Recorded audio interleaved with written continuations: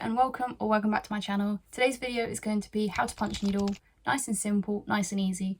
I will get straight into the video, but before I do, just want to let you know if you've got any questions, feel free to put it in the comments. Also check out my playlist on TikTok because I've got loads and loads of videos where I go through different little bits of punch needling, answering questions, showing you in more depth, and also I've got more videos on my YouTube channel. So let's get straight into the video of how to punch needle. Okay, so for this video you are going to need your cloth of choice. I use monk's cloth and you want it to be a 12 to 13 count. You're then going to want your hoop or your frame. I'm just using a simple embroidery hoop. I would also be using a screwdriver that goes with the embroidery hoop. Next, your punch needle. For this I will be using the Lavor 3mm punch needle. You then also want your threader.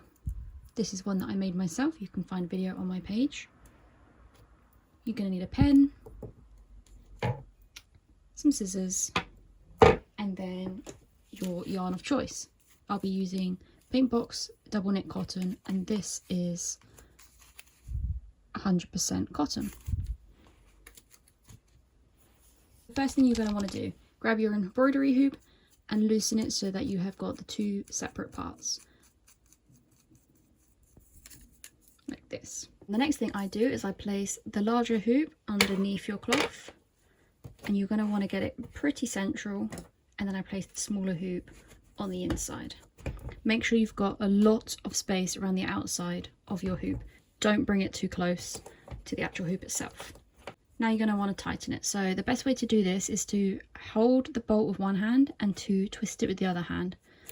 Now you're not really going to get it as tight as you need it with your hand, and it could potentially start hurting. So a good tip, if your embroidery hoop has a screwdriver hole, hold the bolt with one hand and just tighten the screw with the other hand. And you're going to want to get this as tight as you can. Make sure that your cloth is like a drum. As you can see at the moment, it's not. What I'm going to do is gently pull the cloth down all the way around, just to tighten and make sure the hoops are on top of each other as well as you go around. If your cloth isn't tight like a drum, the chances are your stitches won't stay in, and also it's going to make it very difficult. Tighten it further with a screwdriver, and you should have some resistance and it should sound like a drum. Now this step is something I do, not everyone does it, but I like to do it because as you can see, monk's cloth frays everywhere. So all I do is I grab some masking tape and I just place masking tape on the edges of the cloth to stop it fraying everywhere.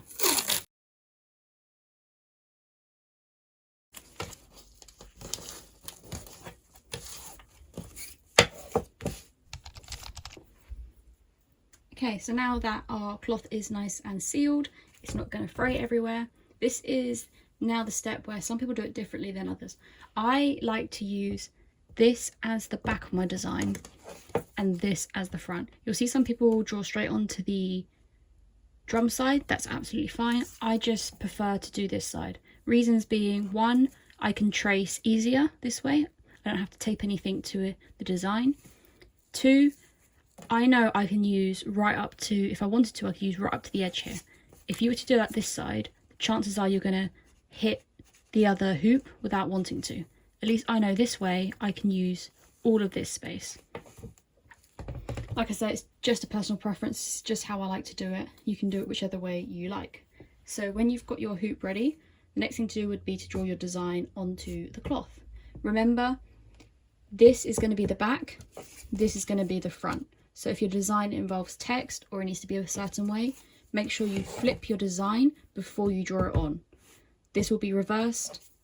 This is how it should look. So whenever I'm doing something like a mug rug, I always use the same thing to draw around. So this is just a lid from a candle. I turn it over, I draw it around, so my mug rugs are always going to be the same size.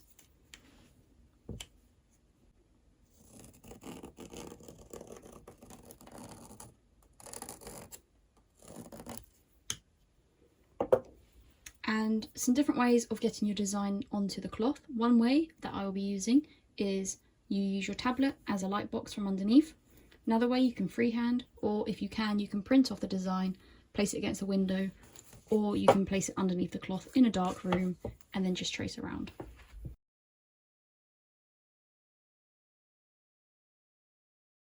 So I have another YouTube video that I will link showing you 5 different yarns that I do in fact use with the Lavor punch needle.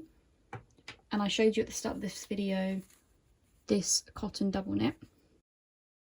These are the colours I am going to use for this piece. Obviously, pick whichever colours you want, pick whichever yarns you want that work with the Lavor punch needle. So a few tips when working with yarn. First of all, always try and keep the little paper that comes with it and tie a little bit of the corresponding yarn onto here. That way you've got a reference. If you run out of a colour, you can match up easier. Basically, a ball of yarn has 2 ends. It's got the end that's very easy to find, which is wrapped around, but there's also a yarn that pulls from the inside. If you can get that, it's going to be much easier because it's going to pull, it should pull a bit more freely. You want to put your finger over the open hole of the needle, so the bigger slot. Then you're going to want to get your punch needle threader and thread it down all the way through your punch needle till it comes out the other side. Open up your threader so it looks like this, and thread your yarn through there and then pull it all the way down the length of the needle. Take the threader out and then you've got your punch needle threaded. So then I just pull it so it's not got too much there, and make sure your yarn is always loose when you're punch needling. Always pull out some so it's not getting taut, because if it gets taut the stitches aren't going to stay in. And when you punch needle, you always want to punch the way the open end is. So that end that you put your finger on to thread is the end you want to punch needle. The tail should be hanging behind and it shouldn't be on top, so it wants to be underneath. Okay, when you punch needle, you're going to want to push the needle all the way down to the handle as far as the needle will go.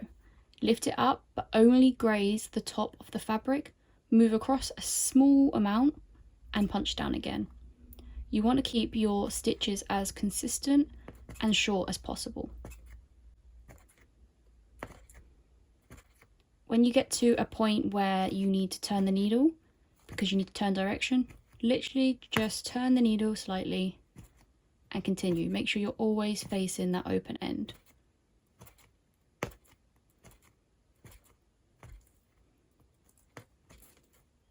Once you've done your first row of stitches, you basically want your next lot of stitches to create almost like brickwork. Imagine that you're creating bricks with your stitches. If you don't, and if you match the same length of stitch all the way around, you're going to end up with gaps on the other side because you've not filled in the gaps between, if that makes sense. It is absolutely normal if you accidentally push a stitch that you've already punched. Don't worry, just keep going. You can always sort it out at the end. And this is how it's going to look on the other side. When you come to the end of your section, pull up the needle gently. Make sure you might need to do an extra stitch before you pull up the needle, and then just snip your yarn and you are ready to move on to the next part. If you've got to this point and you need to change the colour of your yarn, all you do is you pull out the yarn that you've just been using, rethread your punch needle, and then you're ready to go on your next section.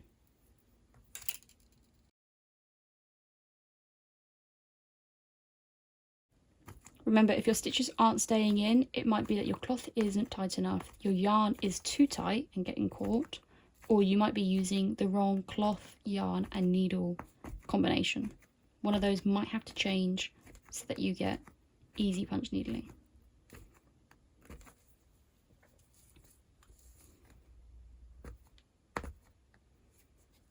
If for any reason you make a mistake, really easy, punch needle is really forgiving. All you want to do is pull out to where the mistake was. You can gently scratch the cloth and it will close back up. Pull your yarn back down so it's tight again for that stitch, and then just continue where you left off. One thing I do suggest when you're doing different colours, once you've filled in one colour and you're filling in the next colour, so for example, if I'd filled in all of the grey spots and then I'd done the main part of the mushroom, you want to turn it over and check, because it's very easy for colours to loop over each other. Really simple, easy fix. You can just grab some tweezers and you can gently pull over any colours that have looped. Likewise, if you've done your text and it's looking a little bit wonky, it's not looking straight, get your tweezers again and you can manipulate those stitches. Obviously it's easier once the whole design is complete. You can then manipulate those stitches and push them back into the shape that you want them to be. You can also push down any that are too long, or you can just snip off loops that are too long. Again, wait to the end to do that. Make sure your stitches are nice and compact, because when you snip it off, it won't be too much of a problem. If you're worried about the yarn looking a little bit of a different colour when you snip it, what you can do is you can try it on the other side and find that yarn and pull it gently, and it will bring the yarn down and it will be more level. Tip I have, especially when you're doing mug rugs, your outside, so the part that's going to be outside stitches, you want to try and make those stitches shorter, and you want to get more in than you would normally. This is going to help to keep it nice and tight around the outside and not be too gappy. If your outside stitches are too long and there's not enough of them, you're going to have a hard time, especially when you fold over the cloth. It's going to look a bit gappy on the sides.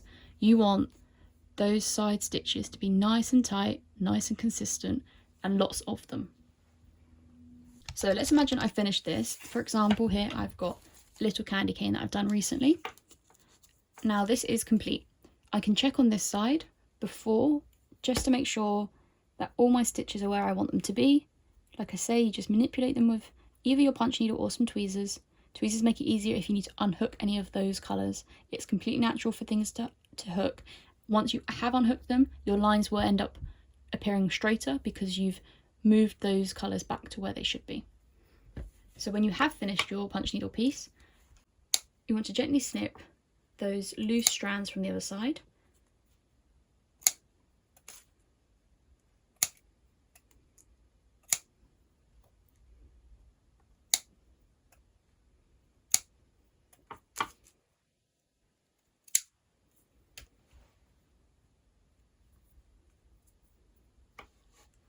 Ideally, if you can at this point, you do want to kind of leave it in the hoop if possible, because it just keeps the cloth nice and taut. If you have to take it out because you need the hoop for something else, this is absolutely fine, doesn't matter, but just be aware that this next step is easier if it's kept in the hoop. Basically, we're going to glue it. If you're using acrylic yarn, also be aware that when you take it out the hoop, it's going to tend to fold because it's fluffier yarn, it's going to fold in on itself. Cotton doesn't tend to, so you can get away with taking it out of the hoop. But yeah, if you can keep it in the hoop, do keep it in the hoop. So when I'm back in all my punch needle projects, I use a simple PVA glue. This adds an extra layer of protection. You don't have to do this step, it's completely your choice, but it does help to keep those stitches locked in and less likely to pull out. Obviously with force, the stitches will probably still pull out. It is handmade, it's not industrial made, but this just helps prevent anything. So you don't really need much.